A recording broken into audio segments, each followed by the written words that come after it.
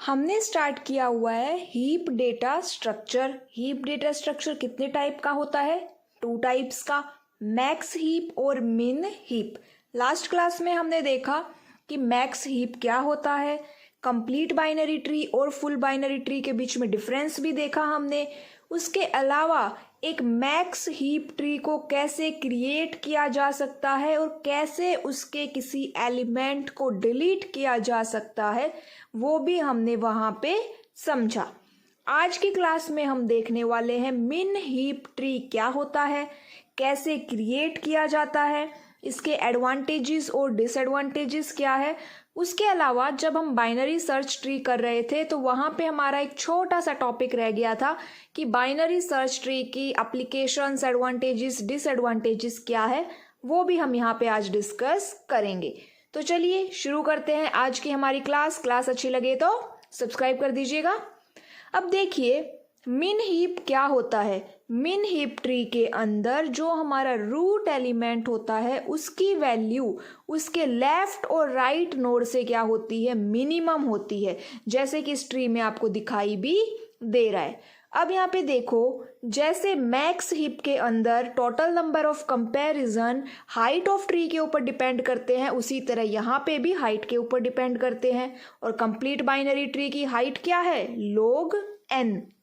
Complexity क्या होगी उसकी, O log n। और कंप्लीट बाइनरी ट्री क्या होता है, ये हमने लास्ट क्लास में देखा था। अब यहाँ पे देखिए कि एक मिन हीप के अंदर एलिमेंट को डिलीट कैसे किया जाता है, तो सेम वही स्टेप्स फॉलो होते हैं जो मैक्स हीप के अंदर होते हैं।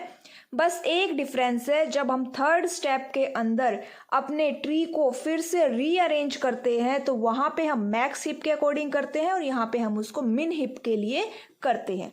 अब बात करते हैं मिन हीप को कैसे क्रिएट किया जाता है। तो यहाँ पे एक लिस्ट दी हुई है, देखिए 40 एलिमेंट को सबसे पहले हमने यहाँ पे ऐड कर दिया।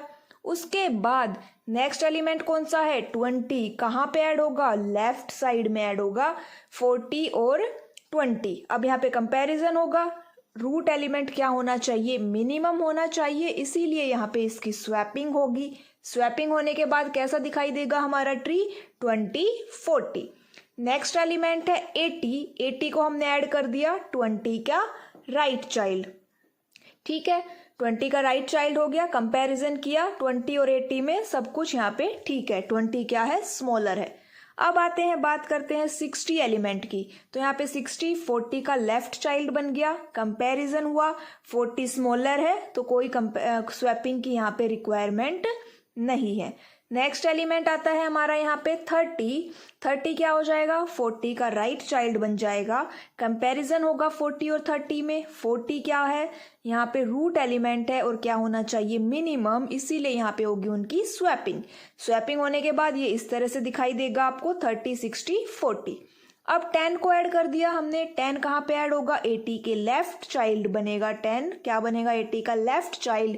क्या होगी इनके बीच में, स्वैपिंग होगी, क्योंकि 80 क्या है, ग्रेटर है, तो यहाँ पे 10 और 80 हो गया। अब 20 और 10 का भी कंपैरिजन होगा यहाँ पे, तो 20 क्या है, रूट एलिमेंट, वो ग्रेटर है, इसीलिए यहाँ पे क्या होगी, फिर से स्वैपिंग होगी और 10 क्या बन जाएगा, रूट एलिमेंट। तो लास्ट में जो हमें दिखाई देगा ये क्या है, हमारा मिन हीप ट्री है, जहाँ पे जितने भी चाइल्ड एलिमेंट है वो अपने रूट से क्या है, ग्रेटर है। इतना हमें समझ में आया कि कैसे हमने एक मिन हीप ट्री को बिल्ड किया। अब बात करते हैं हीप डेटा स्ट्रक्चर पे कौन कौन से ऑपरेशंस परफॉर्म होते हैं। तो देखिए एक नाम आता है हीपीफाई।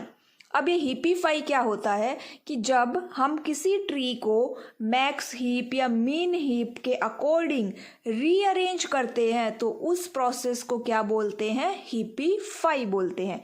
एलिमेंट को इंसर्ट कर सकते हैं, डिलीट भी कर सकते हैं। मैक्स हीप के अंदर हम मैक्सिमम एलिमेंट को फाइंड आउट कर सकते हैं, जो भी मैक्सिमम एलिमेंट होगा वहां पे जिसकी वैल्यू मैक्सिमम होगी। मिन हीप के अंदर जिस एलिमेंट की वैल्यू मिनिमम है हम उसको फाइंड आउट कर सकते हैं, और ये दोनों ही क्या होते हैं, रूट एलिमेंट होते हैं। उसी तरह हम मैक्सिमम और मिन एलिमेंट को क्या कर सकते हैं, रिमूव भी कर सकते हैं। अब बात करते हैं एप्लीकेशंस की। तो देखिए कहाँ कहाँ यूज होता है, priority queue, binomial Q, Fibonacci heap order statistic, इसका क्या मतलब है कि हम स्मॉलेस्ट और लार्जेस्ट एलिमेंट को यहाँ पे डिटरमाइन कर सकते हैं। एडवांटेजेस क्या क्या है देखिए, मैक्सिमम और मिनिमम एलिमेंट को हम यहाँ पे काफ़ी फास्ट एक्सेस होती है उनको डिटरमाइन या फाइंड करने में। उसके अलावा इंसर्शन और डिलीशन भी काफ़ी अच्छे से होता है। ओ log n इसकी क्या है, कॉम्प्लेक्सिटी है। ओ का मतलब यहाँ पे बिग ओ है। फ्लेक्सिबल साइज होता है, इंक्रीज और डिक्रीज भी हो कर सकते हैं हम इसको। Implemented as an array. Next है suitable for real time applications. अब बात करते हैं इसके डिसएडवांटेजेस की। तो देखिए यहाँ पे डिसएडवांटेज क्या है कि अगर हमें रूट के अलावा कोई और एलिमेंट को सर्च करना है तो उसके लिए क्या है, ये बेस्ट एल्गोरिदम नहीं है, क्योंकि इसकी क्या हो जाएगी, वो वर्स्ट केस में चला जाएगा। एक्स्ट्रा मेमोरी लगती है to maintain heap structure. And third क्या है, ये बाकी डेटा स्ट्रक्चर से क्या है, स्लोअर है। क्यों, for non priority queue operation. किसके लिए, जो नॉन प्रायोरिटी क्यू ऑपरेशन है उनके लिए ये स्लोअर है। अब हम बात कर लेते हैं बाइनरी सर्च ट्री के एडवांटेजेस और डिसएडवांटेजेस की। तो देखिए एप्लीकेशंस क्या क्या है इसकी, कहाँ पे यूज होता है ये, for indexing, to implement various data structures, to implement various searching algorithms, to store and quickly data retrieve in computer simulation, to implement decision tree in encryption algorithm, to compress data, to implement Huffman coding algorithm in spell checker or in priority queues. इन सब में क्या use होता है, binary search tree.